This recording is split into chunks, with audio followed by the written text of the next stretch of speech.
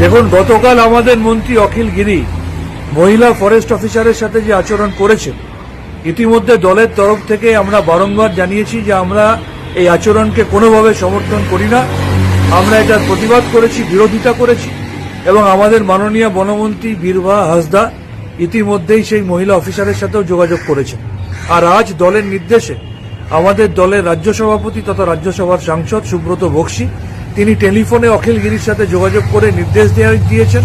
দলের তরফ থেকে তাকে বলা হয়েছে অবিলম্বে সেই মহিলা ফরেস্ট অফিসারের কাছে ক্ষমা চাইতে এবং দলের কাছে তার পদত্যাগপত্র পাঠিয়ে দিতে।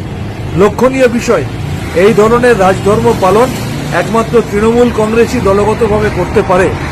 নারী বিদ্বেষী ভারতীয় জনতা পার্টি কোনোদিন এই রাজধর্ম পালন করার ক্ষমতা দেখাতে পারবে না, বা অতীতে এই বাংলায় যারা একাধিক নারী বিদ্বেষী আচরণ করেছে সেই সিপিএমও কোনোদিন এই রাজধর্ম পালন করতে পারে।